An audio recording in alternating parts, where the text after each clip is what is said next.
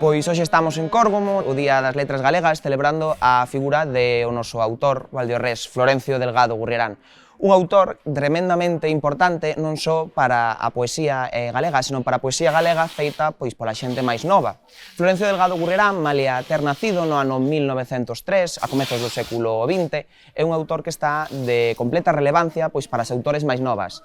Por un lado, por exemplo, ten unha actitude vital de síntese entre esa vanguarda, por un lado, e esa tradición, que nos fala de algo que sigue sendo tremendamente contemporáneo e actual.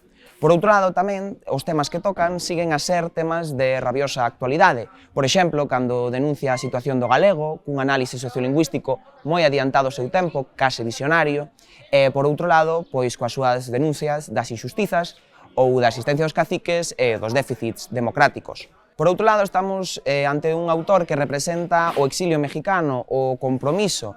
Estamos, ademais, ante un autor que, na súa primeira parte, fálanos dunha cousa moi importante, que é celebrar os bons momentos, pero á vez non deixa de lado, na súa lírica, a loita, mesturando de forma moi decidida e bastante acertada o compromiso coa lírica. Precisamente hoxe, o día 17 de maio, nesta airas das guerras de Córgomo, falamos de Florencio como poeta do pobo, e foi a sociedade valdiorresa e, sobre todo, a da aldea de Córgomo a que organizou durante os últimos 25 anos o esforzo por traer a dignificación e a divulgación da figura do autor.